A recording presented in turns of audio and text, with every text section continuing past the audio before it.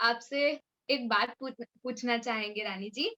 अ, अगर आपको बताना हो तो आप इस देश के लिए, अपने खुद के बच्चों के लिए, आपने जितना भी काम किया है उसके द्वारा आप क्या लीगेसी देके जा रहे हो? क्या विरासत देके जा रहे हो हमारे देश को?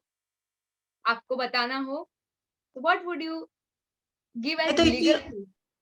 मैं तो इतनी महान नहीं हूँ कि लीगेसी दे के जाऊं, पर आपके मुझे लगता है विचार कि आपके विचार एक्चुअली ऑनेस्टली ज़रा भी बढ़ा-चढ़ा के नहीं बोल रही हूँ, लेकिन आपके विचार ऑनेस्टली ऐसे हैं कि आप पास ऑन करो तो बहुत लोगों की ज़िंदगी आप बदल सकती पर मुझे लगता है कि मेरे बच्चे जो है मेरे साथ में, मेरे कलीग्स जो है, मैं जिन लोगों के साथ में काम करती हूँ, है। हुँ, तो उन पे तो जरूर असर होता ही होगा उसका, कहीं ना कहीं हुँ। थोड़ा सा तो टपकता होगा। तो मुझे लगता है कि अपना काम हम करते जाए, हुँ, और अपनी जो ये रहती है ना, शैडो जो रहता है ना, हुँ, तो कार्लाइल नाम के बहुत बड़े फिलोसोफर हो गए, उन्होंने कहा कि जब शाम होती है तो आपके बहुत लंबे लंबे शैडोज गिरते हुँ, रहते हैं। छोटा भी आदमी हो तो शैडो लंबा रहता है। हुँ, तो शैडो की तरफ मत देखना, आगे मुझे और अच्छा करना ही देखना, और हम कर सकते हैं। मैं सभी यूथ को कहूंगी, क्योंकि मेरी जिंदगी में ऐसे कितने चैलेंजेस से आई कि शुरू में लगता था कि अरे ये जमेगा मुझे। तो हुँ। हमेशा मुझे गांधी जी की कहानी याद आती है। आप लोगों को सबको पता होगा ये कि जब नमक का सत्याग्रह महात्मा गांधी ने किया था, तो उस समय जवाहरलाल नेहरू के पिताजी मोतीलाल जी नेहरू वो इलाहाबाद में थे, और पेपर में उन्होंने पढ़ा कि महात्मा गांधी नमक का सत्याग्रह कर रहे हैं, और उनको लगा क्या क्या बापू ऐसे कैसे सोच सकते हैं, ये ब्रिटिश एम्पायर इतना पावरफुल है, छोटे से नमक उठाने से क्या फायदा होने वाला है, कुछ भी करते हैं बापू, कुछ भी सोचते हैं। तो उन्होंने बहुत इससे जोश से और गुस्से से बापू को खत लिखा कि बापू आप ये क्या कर रहे हैं, ये क्या मजाक है। तो बापूजी ने उनको खत लिखा, एक पोस्टकार्ड भेजा, प्रिय मोतीलाल, करके देखो। और मजे की बात यह है कि नमक का सत्याग्रह शुरू हुआ, और मोतीलाल जी उस समय इलाहाबाद में थे। और सत्याग्रह शुरू होने के 2 दिन पहले से ही ब्रिटिश एम्पायर ने सब स्वतंत्रता सेनानी जो लोग थे, जो इसमें भाग ले रहे थे, सबको अंदर करना शुरू किया, जेल में डालना। और मोतीलाल जी को भी जेल में डाला, अरेस्ट किया गया। और मोतीलाल जी जब जेल पहुंचे तो उन्होंने जेलर को कहा, क्योंकि गांधी जी ने उनको संदेशा भेजा था कि प्रिय मोतीलाल करके देखो। तो जवाहरलाल जी ने जेलर को कहा कि मुझे सिर्फ बापू का एक टेलीग्राम करना है। और उन्होंने बापू को उन्होंने बापू को टेलीग्राम किया, प्रिय बापू, करने के पहले ही देख लिया। यानी उधर सत्याग्रह शुरू होने के पहले ही देख लिया कि इसका असर क्या होता है।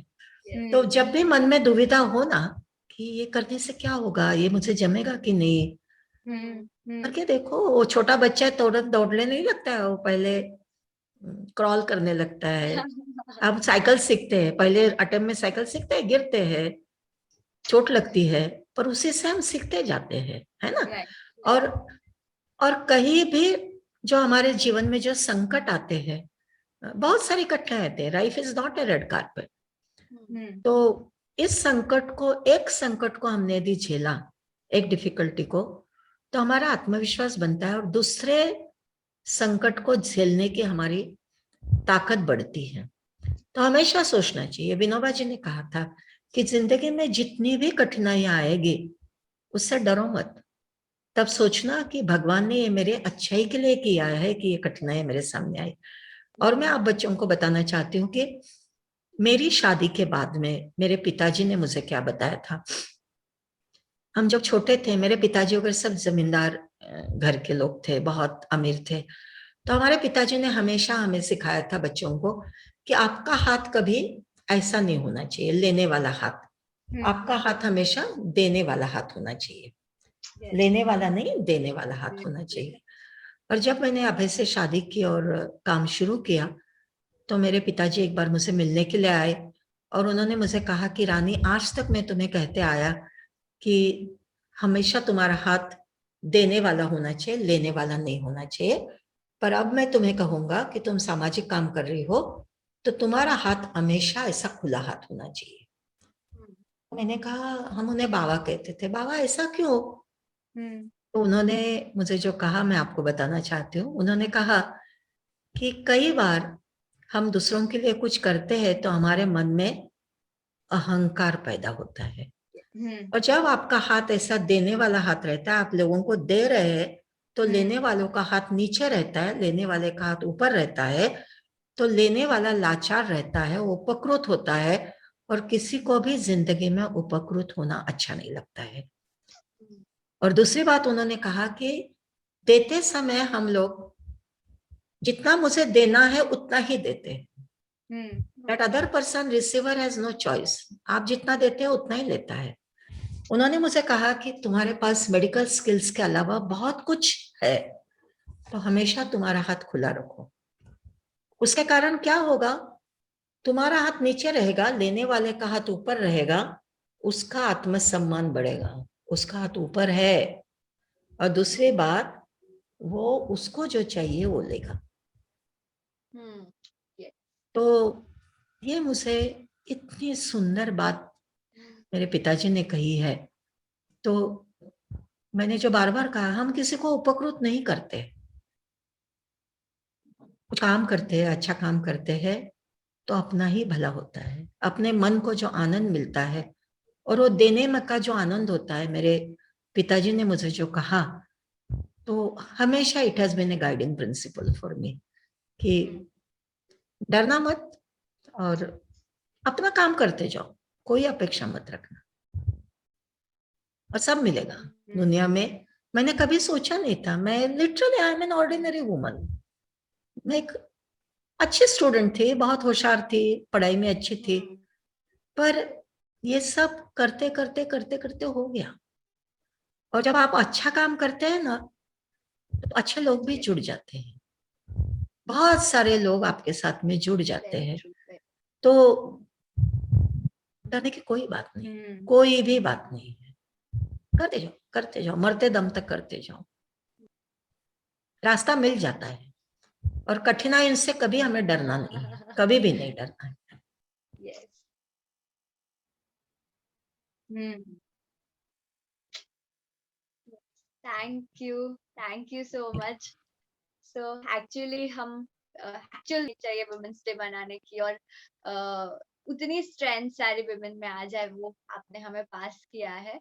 अभी दूसरा क्वेश्चन हमारे मन में ये उठ रहा है कि जैसे आपने यूथ्स की बात की, आपने आपके बच्चों की बात की कि कैसे वो लोग भी सोशल सेक्टर में जुड़े हुए हैं।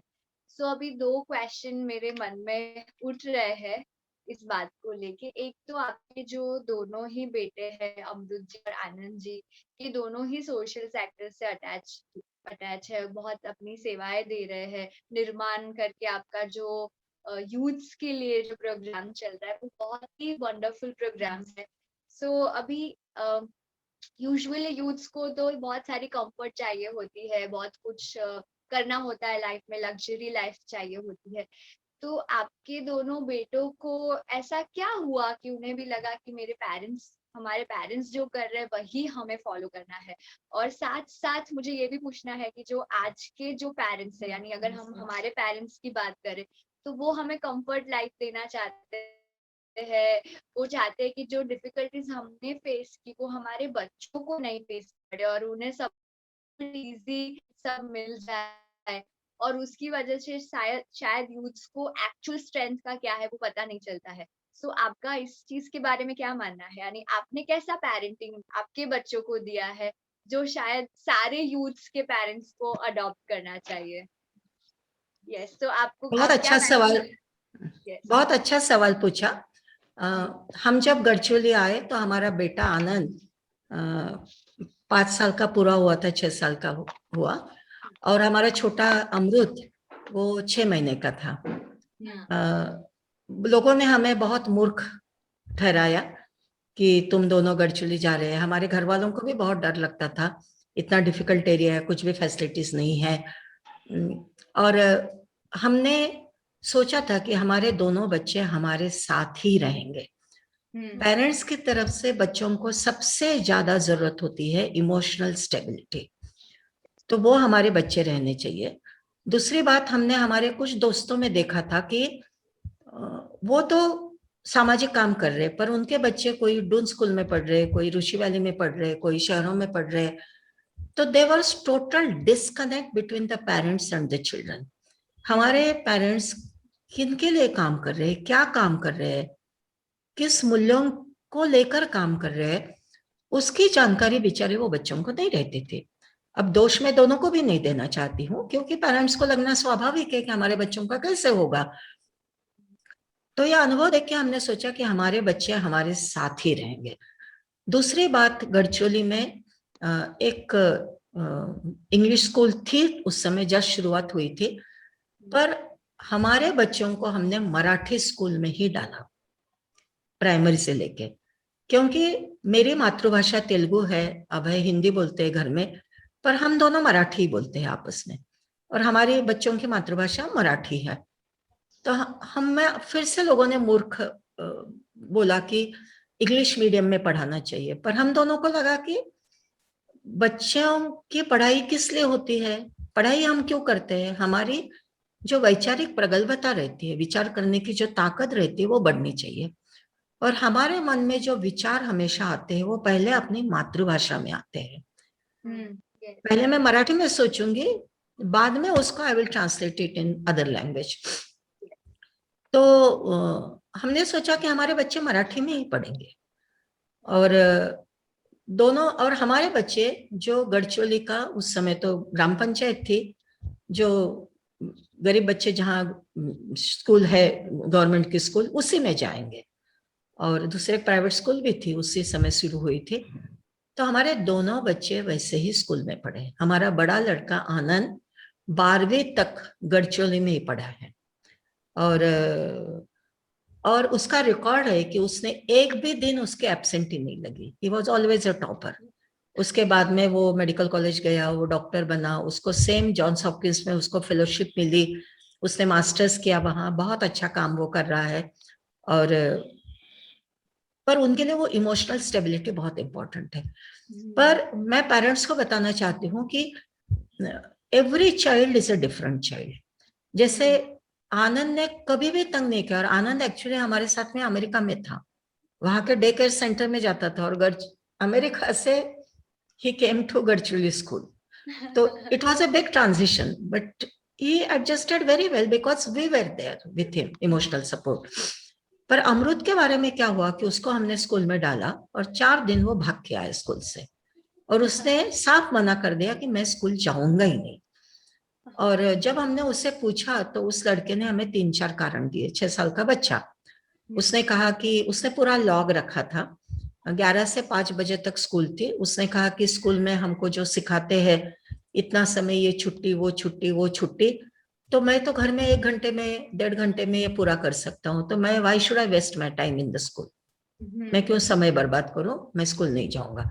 दूसरा, उसने कहा कि हमारी टीचर हमको हमारे ब्रेन का इस्तेमाल ही नहीं करने देती है, वो खुद ही सवाल पूछती है और खुद ही जवाब देती है, हमको सोचने नहीं देती है, तो मैं स्कूल नहीं जाऊंगा। हमको बहुत ये थी कि कैसे करेंगे, पर हमने फिर सोचा कि हम जाके एजुकेशन ऑफिसर से मिले, और कुछ देखो गढ़चिरौली जैसे जिले में एजुकेशन ऑफिसर वो सो प्रोग्रेसिव, उन्होंने हमें कहा कि ठीक है, अमृत का नाम स्कूल में रहने दीजिए, उससे स्कूल आने की जरूरत नहीं है, पर हर एग्जाम को अपेयर होगा। एंड कैन यू बिलीव 10वीं कक्षा तक अभय अमृत स्कूल में गया ही नहीं। घर में रह के उसने सेल्फ स्टडी की, घर में उसका पूरा जो सिलेबस था हम उसको थोड़ी मदद करते थे, और घर में उसने फिजिक्स केमिस्ट्री की लैब सेट की थी। और फिर 10वीं के बाद में फिर वो नागपुर गया। वो भी टॉपर था, उसने इंजीनियरिंग किया। फिर उसके बाद उसने अमेरिका में उसने भी फेलोशिप की, एमएस किया। और वो निर्माण का काम कर रहा है। तो अभी अमृत हमें कहता है कि एज ए चाइल्ड आपने मुझे सबसे बड़ी देन कौन सी दी हो, gift, that is not allowing me not to go to school. School न जाने की परमिशन आप माँ पिताजी ने मुझे दी, इसलिए मैं आज ये सब कर पा रहा हूँ। उस समय आपने यदि जबरदस्ती की होती कि स्कूल जाना ही है, तो मैं शायद गुंडा बनता था, मैं डाकू बनता था। आपने मुझे ये जो दिया तो मैं सेल्फ स्टडी कर पाता हूँ, एंड ही नोज दैट। तो एक ही घर के दो बच्चे, क्योंकि वो बचपन से हमारे साथ में थे, जहां भी हम जाते थे हमने एंटी अल्कोहल कैंपेन किया, सब मीटिंग्स में, गांव के जो मीटिंग होते थे, हमने हड़ताल किए, कई बार सत्याग्रह किया, वो हमारे साथ रहते थे। हम जेल गए, वो हमारे साथ जेल में जाते थे, हॉस्पिटल जाती थी, देहातों में जाती थी, सब जगह कैंप्स होते थे, ट्रेनिंग कैंप्स होते थे। ये दोनों बच्चे were part of the team. दाई का प्रशिक्षण मैंने किया, उसमें वो थे। रिसर्च प्रोजेक्ट्स हम करते थे, देहात में जाते थे, हमारे साथ में रहते थे। तो उन्होंने बचपन से वो सब देखा है कि अपने माँ पिताजी क्या करते हैं और किसके लिए करते हैं, पॉवर्टी क्या चीज होती है, गरीबी यानी क्या। तो ये उन्होंने देखा, और मुझे लगता है कि इस कारण से उन्होंने इस तरह के काम में आना कोई बड़ी बात नहीं है, उन्होंने करना ही चाहिए था। ओनली थिंग इज हम लोगों ने उनको उस तरह का कंडीसिव एटमॉस्फेयर दिया उनके विकास के लिए। हम लोगों ने, अब जैसे यहाँ म्यूजिक का कुछ नहीं था, तो हमने अभय को म्यूजिक में काफी रुचि है, तो अभय ने थोड़ा उनको इंट्रोड्यूस किया। फिर उनके लिए इंस्ट्रूमेंट्स लेके आया, उनके लिए पढ़ने के लिए बहुत सारी किताबें, साइंटिफिक इक्विपमेंट्स, उनको जंगल में ले जाना, बॉटनी उन्होंने उनको वैसे सिखाई है। तो ये सब चीजें थोड़ा समय माँ बाप को देना पड़ता है। And we always made it a point कि हम दोनों को जब भी बाहर जाना पड़ता था काम के लिए, कभी मीटिंग के लिए, भारत में या विदेश में, we always made it a point कि हम दोनों साथ में कभी भी नहीं गए, मैं और अभय। अभय बाहर जाते थे तो मैं रुकती थी, और मैं बाहर जाती थी तो अभय रुकते थे। तो वो जो security, emotional stability and security बच्चों के मन में होनी चाहिए, वो मुझे लगता है कि हमारे बच्चों को मिल पाई है। और मैं सभी पेरेंट्स को ये कहना चाहती हूँ कि every child is a different child. अपनी अपेक्षाएं उन पे मत ला दिए। और आईक्यू की जो बात रहती है कि हमारे बच्चे ने ये प्रोफेशनल कोर्स करना चाहिए, डॉक्टर बनना चाहिए, इंजीनियर बनना चाहिए, नहीं। आईक्यू के अभी नया खोज निकला है कि 8 प्रकार होते हैं। किसी को लिटरेचर में, किसी को ठोक-पीट करने में, किसी को संगीत में, अलग अलग रुचि होती है, अलग अलग आईक्यू होते हैं। तो अपने बच्चों का झुकाव किस तरफ है, उसको देख के हमें उनको विकसित करने में मदद करनी चाहिए। योर चिल्ड्रन और नॉट योर चिल्ड्रन, आप ओनली उनके ट्रस्टीज है। भगवान ने आपके भरोसे उनको दिया है, तो उनको पोषक वातावरण बनाए रखना चाहिए। आपकी अपेक्षाएं उनको एक कोई ऐसी फ्रेम नहीं है, तैयार फ्रेम के उनमें उनको बिठाया जाए। तो ये नहीं करना चाहिए, क्योंकि बहुत सारे बच्चों के साथ में मैं काम करती हूँ, यूथ मुझे कहते हैं कि हमारे पेरेंट्स हमें मार्क मशीन, मेडल मशीन समझते हैं। और मैं बच्चों को मजे से कहती हूँ और आप उनको एटीएम मशीन समझते हो। तो बच्चों की भी अपने पेरेंट्स के प्रति जिम्मेवारी होती है, पर ये जिम्मेवारी लेना बचपन से हमने बच्चों को सिखाना चाहिए। आज हमारे पेरेंट्स आप जो कह रहे हैं कि उन्हें बहुत प्यार रहता है, कोई भी पेरेंट्स नहीं चाहता कि हमारा बच्चा बिगड़े या खराब हो, वो अच्छा ही चाहते हैं।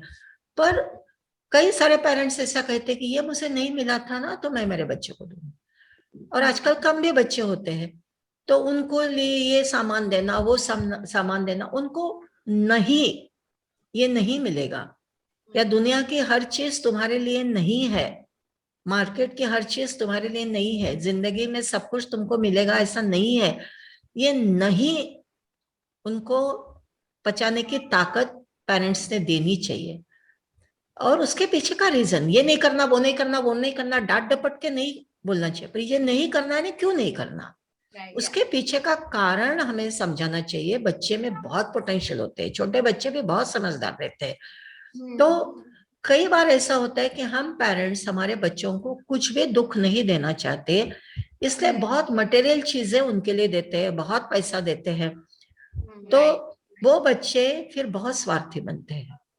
ये जो होता है ना कि एक तरफी प्यार, और फिर लड़की ने नहीं कहा तो फिर उसको उसके ऊपर एसिड फेंकना, उसको मार डालना, ये सब इन्हीं कारणों से होता है कि मैं जो मांगूंगा वो मुझे मिलना ही चाहिए। ये तो मेरा अधिकार है, ये कौन होती है मुझे नहीं बोलने वाली। ये आजकल बहुत सारे मैरिजेस फेल हो रहे, इतना डाइवर्स रेट बढ़ रहा है, क्योंकि लड़कियों के बारे में भी कई घरों में ऐसा होता है, मैं जैसा कहूंगी वैसा ही होना चाहिए, तो सबने मेरे हिसाब से मोल्ड होना चाहिए, तो ऐसा नहीं हो सकता है। तो ये हमें ध्यान में रखना बहुत जरूरी है कि every child is a different child. पालकों का कर्तव्य है कि हमारे क्या मजबूरियां है, हमारा आर्थिक व्यवहार कैसा है, बच्चों को बहुत सारे पेरेंट्स को बहुत टेंशन रहता है, बहुत सारी जिम्मेवारी रहती है, पर वो कभी बच्चों के साथ खुल के शेयर नहीं करते हैं। ये मुझे बच्चे बताते हैं, हम जब उन्हें कहते हैं ना कि अपने पेरेंट्स से डायलॉग करो, उनके भी प्रॉब्लम्स है, तो बोलते हैं हमारे पेरेंट्स को अच्छा नहीं लगता। हम कहते हैं नहीं, जाके पूछो उनको, उनकी मदद करो। तो पेरेंट्स ने सोचना चाहिए, क्योंकि आज की युवा पीढ़ी हमसे बहुत आगे है, आप लोगों का एक्सपोजर बहुत ज्यादा है, और कुछ तो आउट ऑफ बॉक्स जरूर हमें मिलेगा। एटलीस्ट बच्चों को ये तो पता चलेगा कि मेरे पिताजी अभी टेंशन में है, मेरी माँ को ये तकलीफ हो रही है। तो ये घर में जो कम्युनिकेशन होना चाहिए ना, जनरेशन गैप कहते हैं, पर मुझे लगता है कि आज हमारे फैमिली छोटे छोटे आइलैंड बन रहे हैं, और ये टेक्नोलॉजी के कारण हर एक के हाथ में मोबाइल, इंटरनेट, यानी पूरी दुनिया से हमारी कनेक्टिविटी बढ़ रही है, पर मेरे घर वालों से मेरी कनेक्टिविटी छूट जा रही है। एक बहुत सुंदर हिंदी में गाना है, गगन में हमारी पहुंच बढ़ रही है आज, पर दूर हो रहा है घर पड़ोसी का, मेरा पड़ोसी मुझसे दूर जा रहा है। तो माँ पिताजी को टाइम देना जरूरी है, और टाइम मैंने दिन रात उनके साथ बैठना नहीं है, तो quantity is not important, quality time. एक छोटा बच्चे के कंधे पे हाथ रखा कि बेटा तुम ठीक हो ना, बेटी तुम ठीक हो ना, तुमको कोई परेशानी है तुम मुझसे शेयर कर सकती हो। ये जो सिक्योरिटी होनी चाहिए ना घर में, मैं दुनिया में कुछ भी करके आऊं, पर घर जो है, घर वही है जहां बच्चों को सुरक्षित महसूस होना चाहिए। दुनिया में मैंने कुछ भी गलती की तो मुझे इतना फ्रीडम होना चाहिए, बच्चे हम गलती करेंगे, पर पेरेंट्स ने सिखाना चाहिए कि एक गलती करोगे वो गलती बार बार दोहराने की नहीं है, वो गलती फिर से नहीं करनी। गलती करोगे तो गलती से सीखोगे, पर गलती करोगे, डरते हैं बच्चे, डरते हैं क्योंकि माँ पिताजी डांटेंगे। हाँ, माँ पिताजी डांटेंगे, पर वही माँ पिताजी बच्चों लोग समझ लो कि वही तुम्हारे साथ खड़े रहने वाले हैं, तुम्हारा दोस्त या दूसरा कोई नहीं आने वाला है उस समय। तो ये जो there is no generation gap, there is communication gap from both the sides.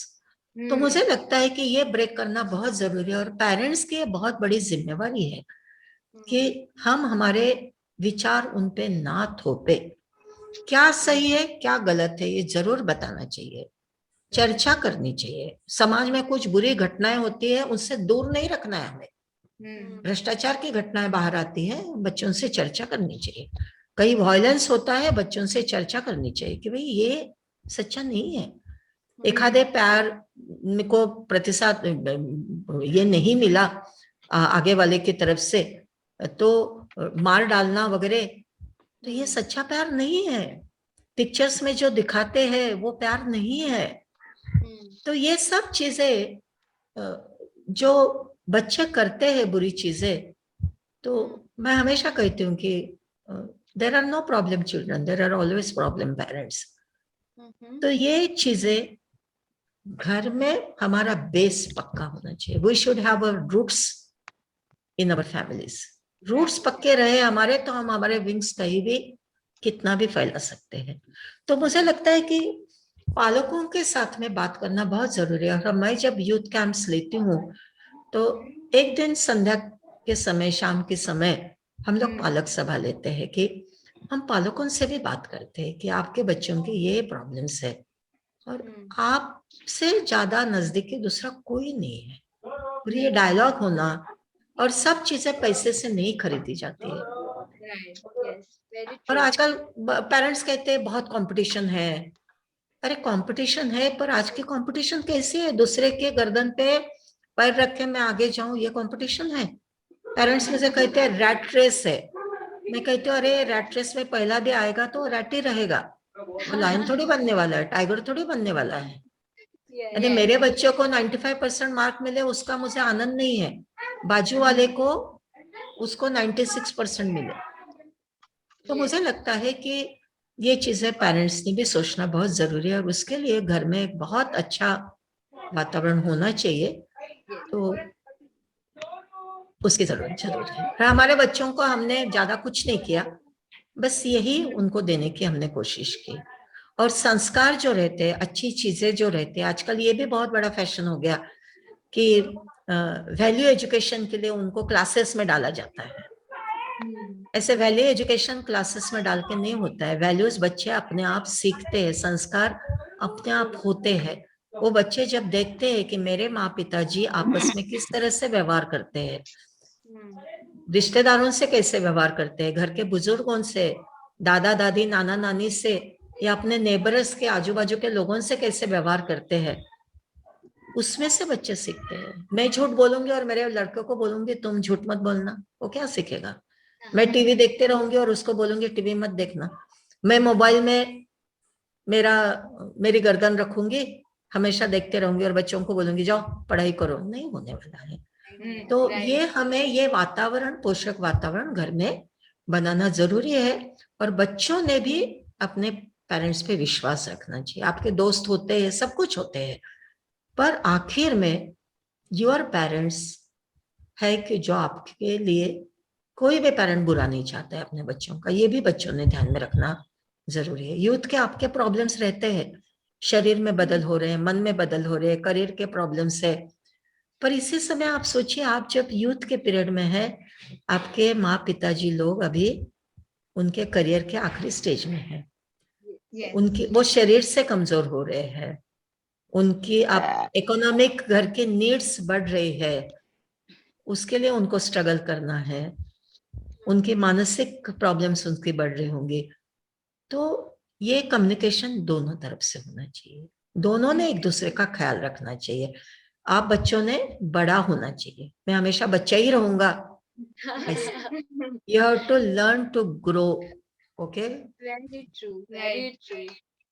So thank you so much रानी जी, आपने बहुत अच्छी बात बताई कि एक्चुअली पेरेंट्स को बच्चों के लिए एग्जाम्पल होने चाहिए, क्योंकि अल्टीमेटली बच्चों को संस्कार का जो लीगेसी मिलती है वो अल्टीमेटली पेरेंट्स कैसे बिहेव कर रहे हैं, क्या कर रहे हैं, उसी से बच्चा भी जो है वो सीखता है। तो जैसे अगर पेरेंट्स बहुत लीजरली बैठे हैं, कुछ नहीं कर रहे, उनकी लाइफ में ड्रीम नहीं है, तो शायद बच्चों की लाइफ में भी ड्रीम आना बहुत मुश्किल है।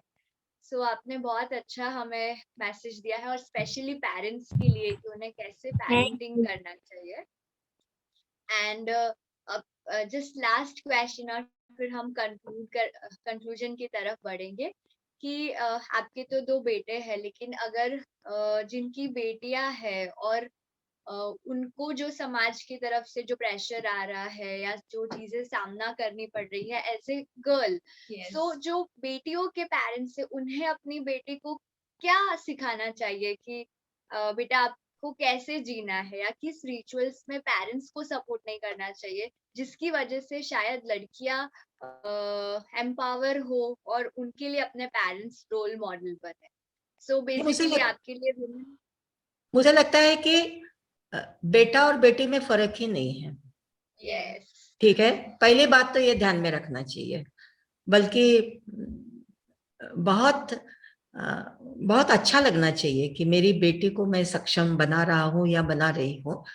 तो बच्चा, लड़की है तुम, ये बोलने के बजाय तुम एक इंसान हो,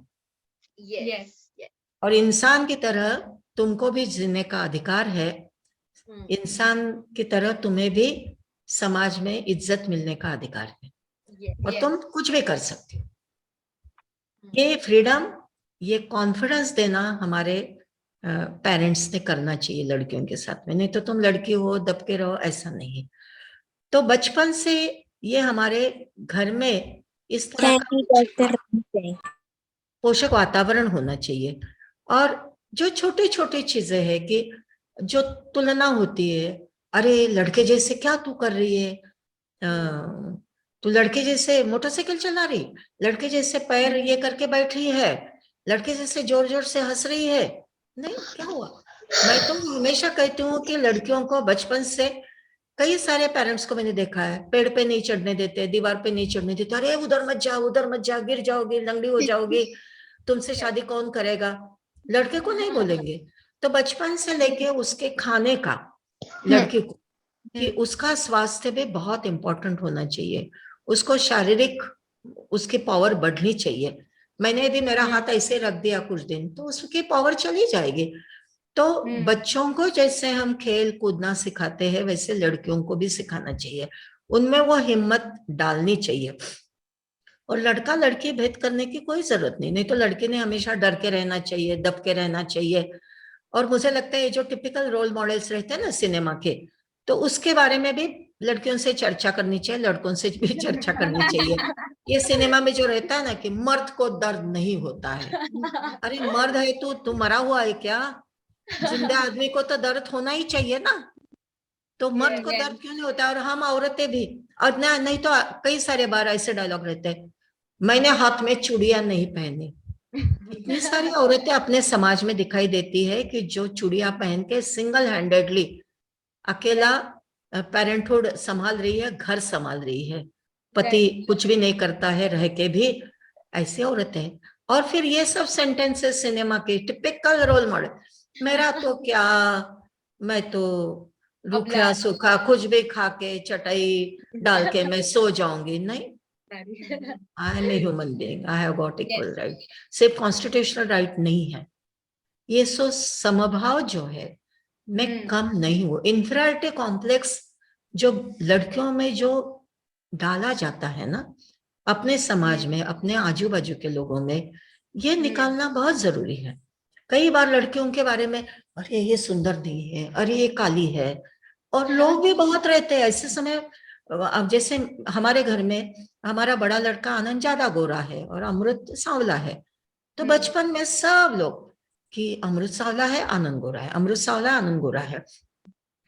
तो अमृत को मैंने समझाया कि अमृत, किसी ने भी तुमको रंग के बारे में कहा तो दो चीजें बताना, कि राम भगवान कृष्ण भगवान ये तो काले ही थे, फिर उनकी तो हम पूजा करते हैं।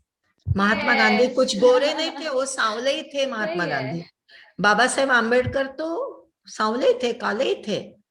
वो कैसे बड़े हुए? वो अपने कर्तृत्व से बड़े हुए हैं, अपने काम से बड़े हुए हैं। इसलिए आदमी का बड़प्पन उसके रंग पे नहीं ठहरता है। और दूसरी बात मैंने उसको समझाई, उसको विज्ञान समझाया कि उन लोगों को बताना कि ये हमारा जो देश है गर्म देश है, यहाँ सूरज की किरणें जो रहती है बहुत प्रखर होती है और उसमें अल्ट्रावायलेट रेज रहती है। तो जो जिस देश में सूरज बहुत ज्यादा रहता है वहां के लोगों की चमड़ी भगवान ने ही काली बनाई है, अफ्रीका के लोग, हमारे एशियन कंट्रीज के लोग, क्योंकि काली चमड़ी में वो जो अल्ट्रावायलेट रेज जो रहते हैं वो चमड़ी को आर पार अंदर नहीं जा सकते, वो रिफ्रैक्ट होके चले जाते हैं पीछे। तो ये विज्ञान बताना उनको, इसलिए मैं काला हूं तो मुझे सूरज के किरणों से अल्ट्रावायलेट रेज जो हार्मफुल रेज है उससे मुझे प्रोटेक्शन मिल रहा है, मुझे कैंसर नहीं होने वाला है, मुझे गोरा रंग चाहिए ही नहीं, और ब्यूटी स्किन डिप ये। तो ये मैंने जो उसको सिखाया, वो किसी ने भी उसको कहा तो ये पूरा लेक्चर वो सुनाता था। तो ऐसे समय पे हमारे बच्चों के साथ में हमें खड़े रहना है, उनकी कमियां उनकी ताकत बनानी है। एक आधी लड़की, जैसे मेरे पास कई सारी लड़कियां आती हैं, मेरी आंख चकनी है, मैं उनको ललिता पवार का उदाहरण देती हूँ। ललिता पवार का कुछ तो भी, वो पुरानी एक्ट्रेस थी, बहुत फेमस एक्ट्रेस, आपने सुना है कि नहीं मालूम नहीं, आपके पेरेंट्स को जरूर मालूम होगा, जाके पूछिए उनसे। उनको आंख का कुछ इंजरी हुई थी और चकनी हुई थी और उसी का फायदा उन्होंने उठाया. And she used to act like दबंग लेडी या विलन लेडी. और वो आंख का उन्हें बहुत फायदा हुआ. उन्होंने कभी भी खुद को कम नहीं समझा. लता मंगेशकर काली है, उसे हम क्या नाइटिंगेल ऑफ इंडिया कहते हैं. तो ये बताना जरूरी है कि तुम्हारे जब एक कमी भगवान हमें देता है, कभी व्यंग रहता है, डिसेबल्ड रहते हैं या कुछ दिव्यांग रहते हैं बच्चे, तो उनको बोलना चाहिए कि तुम्हारे बाकी तुमको भगवान ने बहुत कुछ दिया है. तो इसके बारे में हमें बचपन से बच्चों को एजुकेट करना और उनको आत्मसम्मान देना, उनको आत्मविश्वास दिलाने की जिम्मेवारी हमारे पेरेंट्स के ऊपर होती है. फिर वो लड़का हो या लड़की, और लड़के के प्रति ज्यादा होती है. और लड़की है इसलिए रोने धोने नहीं बैठना है. मैं भाग्यवान हूं कि भगवान ने मुझे लड़की दी है जिसको मैं बहुत स्ट्रांग बना सकती हूँ, ऐसा पेरेंट्स ने सोचना चाहिए. ठीक है? Yes, very true. Yes. So thank you so much, Rani ji. Thank you, thank you. It was wonderful time. आपने जो बातें हमें समझाई या सिखाई या पास ऑन की कि हमें खुद पे भरोसा होना चाहिए, हमें खुद में हिम्मत होनी चाहिए, हमें खुद से प्यार करना सीखना चाहिए. फिर हम कैसे भी हो, कैसे भी दिखे, हम कैसे भी नहीं, हम अच्छे ही है. हम कैसे भी नहीं, हम अच्छे ही है. मेरे जैसे मैं ही हूँ. हाँ, मैं ही हूँ. मैं ही हूँ, और कोई नहीं है. I am special person. Okay. Yes. जैसे बोलते हैं ना, सारे इंडिविजुअल यूनिक होते हैं, सभी लोग अनन्य है.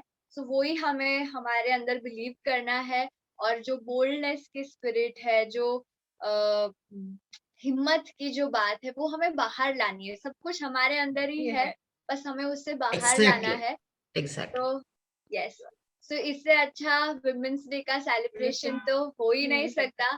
So thank you so much कि आपने आज हमें इतना इंस्पायर किया, इतने सारे ब्यूटीफुल मैसेजेस दिए, इतने स्ट्रॉन्ग मैसेजेस दिए, जो हम कभी कभी हमको डर लगता है कि ये कैसे करेंगे, लेकिन आज जो आपने इंस्पिरेशन दिया है, सो मैं पर्सनली तो काफी मुझे लग रहा है कि अब जहाँ जहाँ पे भी मैं डरती हूँ ना, मुझे लिस्ट बनाना चाहिए एंड आपकी स्टोरीज, आपकी बातें, डरने आपसे डर के भागना चाहिए.